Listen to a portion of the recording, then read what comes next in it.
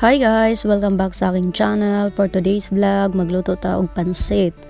Kani nga version is ako ara dyan nga version no. So kung dili mo ganan mo soon, so okay lang. Kung ganan sad mo thank you.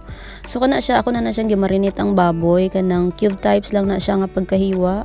Ang akong gibutang ani is gamay nga tuyo, oyster sauce o gamay pud nga lemon juice. Tapos gibutahan po na po siya og gamay nga pepper para magkalasa siya.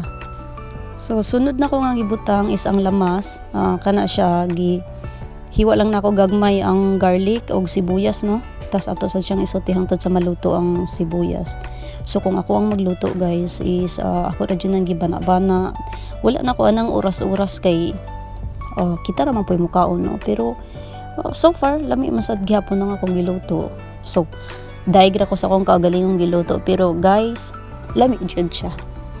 So kamo mismo kung kamo pud ang magluto sus kabalo na jud mo no kung unsa jud sa dang inyong taste. Kay laylay man jud tagbang lasa. Nay uban nga dili lamian sa tong giluto pero napoy uban nga lamian pud sa tong giluto.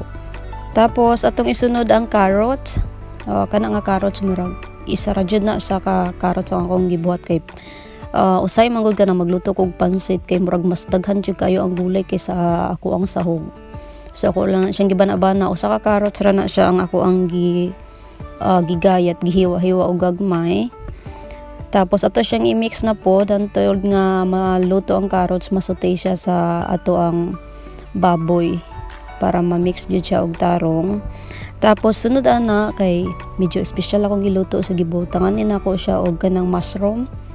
Ato lang na siyang gi-slice og thin size. English to ha, thin size. Charot.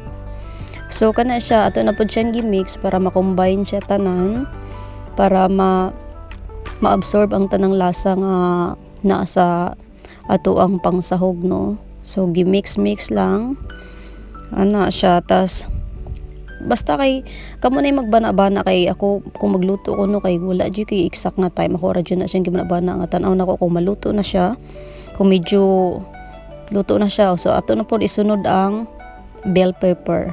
Ako lang na siyang gihiwa pod og kana na ang gagmay pod nga pagkahiwa nga.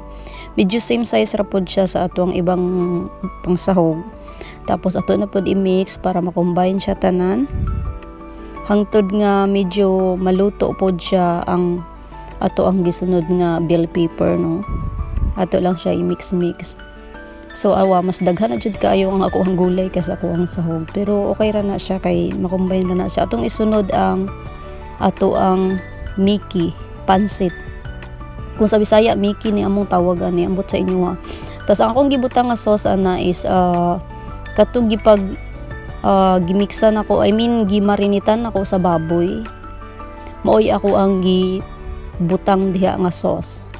Kay kato siya lasa naman to siya kay naana to yung mga tuyo ug kana na ang lemon tas black pepper. Actually guys ang ako ading gigamit nga Miki is kato na siyang fresh. Katong mapalit nimo ba nga fresh na siya nga Miki. So kana di ay ang pansit guys, ako na siyang gihumoldaan sa init nga tubig kay para matanggal ang iyang naamo usay mong good kay na siya aftertaste. So ako siyang gihumoldaan para maluto sa siya gamay. Tas para matanggal sad to ang iyang lasa nga I don't know kung ako ra ba nakabantay pero feel gid na ako na siya ilang laing lasa kung dili nimo siya banlian daan og ganang init nga tubig. So ayan, ready to serve na. Thank you. Bye.